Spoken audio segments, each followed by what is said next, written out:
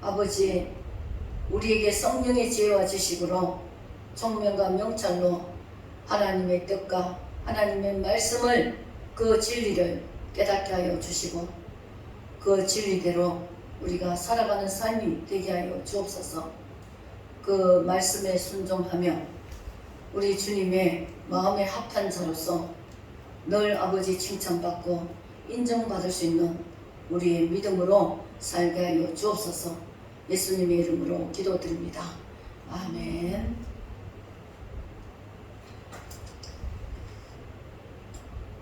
우리가 이제는 예수를 믿은 사람들은 예수님이 부활성천하시면서 우리에게 무엇을 주겠다고 하셨습니까? 약속하신 것이 성령이시죠. 성령으로 우리에게 주시겠다. 성령을 주시겠다고 하시고 성령을 구하는 자에게 주겠다고 하셨습니다. 우리는 성령님은 누구신가? 지금 우리가 살아가는 이 시대는 성령이 우리를 가르치고 성령께서 우리를 인도하시고 도와주시고 계십니다. 그래서 우리가 지금 시대의 신앙생활은 오직 성령으로, 성령께 매인자가 되어야 됩니다. 성령의 사람으로 구별되어 살아야 됩니다. 성령의 사람이 아니면 영은 중간이 없어요. 성령의 사람이든지 육의 사람이든지. 육의 사람은 하나님의 사람이 될 수가 없습니다. 성령의 사람은 하나님의 사람입니다. 하나님의 영이신 성령, 성령께서 이것을 우리에게 보여주신 것들이 무엇인가? 성령은 하나님에 관한 것, 주 예수 그리스도에게 대한 것, 그런 것들을 깊이 통달하시는 분이고, 하나님에 대해서, 예수 그리스도에 대해서 성령께서 제일 알고 계시고 그것을 우리에게 또 전하게 해주시고, 이 성령의 사람은 예수님을 잘 알고 예수님을 전할 수 있는 거죠. 이 사람들은 서로 사람과 사람 사이에 대화를 나누면서 저 사람 속에 무엇이 있다. 그거는 사람과 사람의 일은 서로 사람이 알잖아요. 그래서 하나님의 일도 하나님의 영이 그것을 잘 아신다는 것입니다. 하나님에 가는 것을 인간이 잘 아느냐? 모릅니다. 하나님에 가는 것은 누가 아느냐? 성령께서 하신다는 것입니다. 그래서 내가 성령을 구하고 성령 충만할 수 있도록 은혜를 달라고 구하고 성령으로 내가 붙들려 가야 되는 것이에요. 성령 충만해 줄 수 있는 것은 말씀과 기도밖에 없습니다. 또 예배와 복음 전하며 그 모든 것이 다 성령의 사람은 모든 일이 온전한 거예요. 말씀을 읽을 때도 겸손하고 기도할 때도 성령의 도움으로 기도하면 마음껏 기도하고 끝없이 기도할 수 있습니다. 전도할 때도 성령으로 전도하면 하나님의 인도하심으로 하나님이 하시는 일이기 때문에 전도는 쉬워지는 것입니다. 그리고 예배 드릴 때도 영과 진리로 예배 드리라 했잖아요. 성령으로 예배 드려야지 예배 드리면서 딴짓하고 다른 생각하고 성령 안에 있지 못하면 그 사람의 그날의 예배는 하나님께 올라가지지 않죠. 우리 예배가 하나님의 기록에 뒷념적이 다 기록되죠. 우리 예배가 진짜 예배를 드리느냐 가짜 예배를 드리느냐 그것도 하나님께서 다 하나님의 뒷념책에 기록하고 하나님이 알고 계신다는 것입니다. 그러니까 우리가 신앙생활을 한다는 것은 모든 것들이 성령을 따라서 해야 되고 성령을 따라서 해야만 옳은 것이 되고 성령을 따라서 하면은 또 우리가 기쁘게 할 수 있는 것입니다. 내 힘으로 하지 않기 때문에 힘들지 않아요. 성령 충만하면 막 저절로 되는 거예요. 성령 충만한 사람이 예배 드리면 절로 기뻐하면서 감사하면서 눈물로 예배하는 거예요. 기도할 때도 말씀 읽을 때도 성령의 사람이 하는 것과 육의 사람이 하는 것은 완전 다른 거예요. 우리가 세상의 영을 받지 않고 오직 하나님으로부터 온 영을 받은 우리는 그 하나님의 은혜를, 그것을, 하나님의 것을 알려고 사모하고 간구하고 하나님께 기도하고 해야 되겠죠. 우리는 이제 사람의 지혜가 나를 가르치는 게 아니에요. 이제는 누가 가르치느냐? 하나님의 영이, 하나님의 성령이 나를 가르치고 깨닫게 하시고 인도하시는 것입니다. 그래서 영적인 것은 영적인 것으로 분별하느니라 13절에 그랬습니다. 이게 무슨 말이냐? 어떤 사람의 말을 들어보면 저 사람이 성령으로 말을 하고 있구나, 아니면 저 사람이 육신으로 말을 하고 있구나, 그걸 들으면 알 수 있죠. 영의 것은 영이 알아요. 우리가 믿는 자들도 성령의 사람은 성령의 사람끼리 자꾸 만나게 되는 거예요. 서로 통하고, 한 성령이 서로 통하고 하나 되게 하니까. 육신의 말을 하는 사람과 성령의 말을 하는 사람은 부딪히는 거예요. 계속 안 맞는 거예요.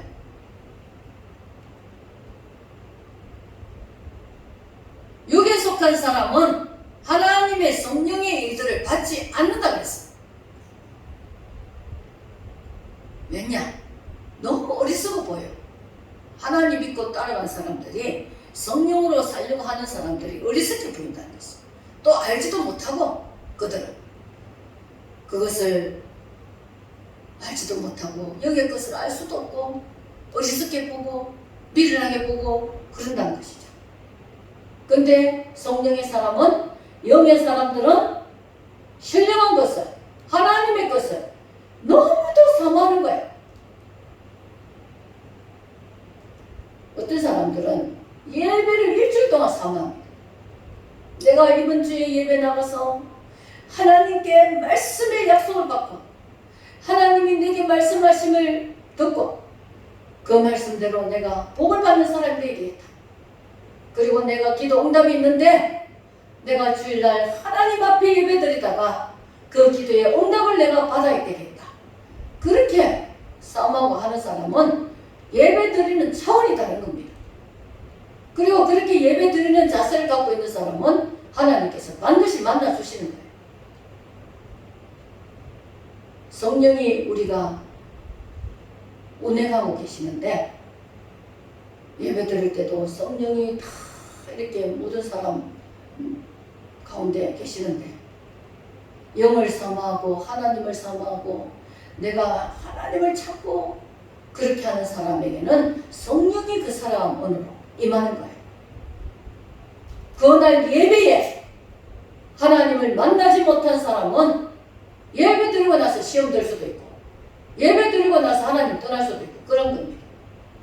예배 드릴 때 하나님을 만나고 은혜 받은 사람은 내가 하나님께 더 헌신하고 충성해야 되겠다, 그러죠. 우리가 신령한 자는 모든 것을 판단하나 자기 나무에게도 판단을 받지 않는다. 신령한 자는 성령의 사람입니다.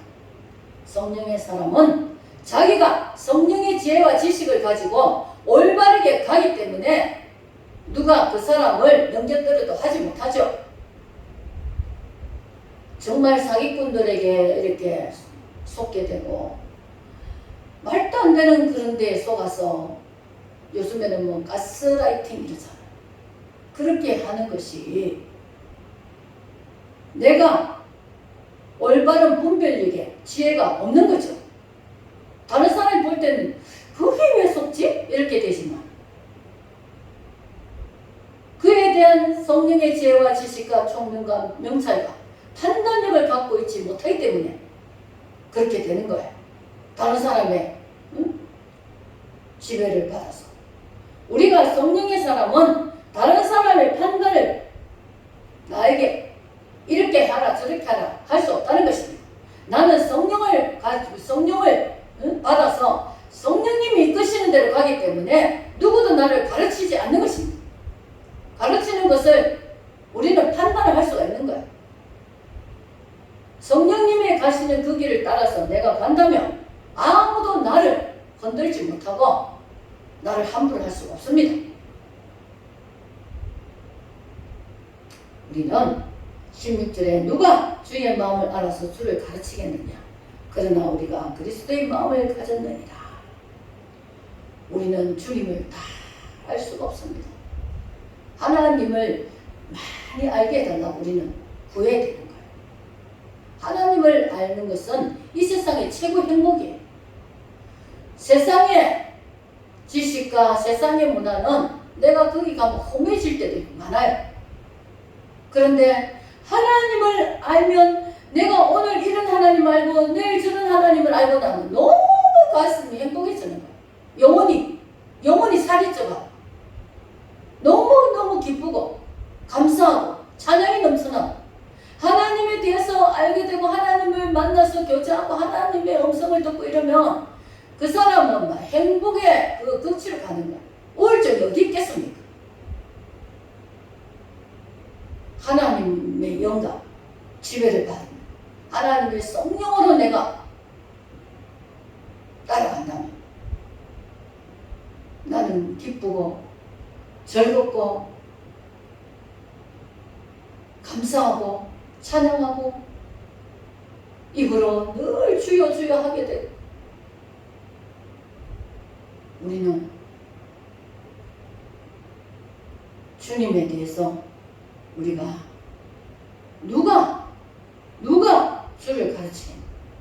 그러나 주님을 가르칠 사람은 아무도 없지만 그러나 우리 안에 예수님의 마음이 있기 때문에 성령이 계시기 때문에 우리는 주님의 뜻을 알게 되고 주님을 알게 되고 주님의 말씀을 깨닫게 되는 거예요.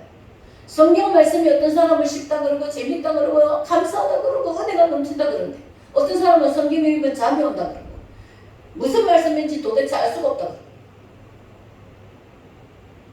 우리가 성령이 우리 안에 충만하게 계시면 말씀을 읽으면 눈물도 나고 감사도 나고 기도도 하고 싶어지고 하나님께 어떻게 하면 내가 잘할 수 있을까 하고 그런 사람이 성령의 사람인 것입니다. 우리는 주님이 다시 오실 때는 성령의 사람을 알곡으로 출사하게 됩니다. 성령의 사람이 되지 않으면 주님 오실 때에 재림의 주님을 만날 수가 없습니다.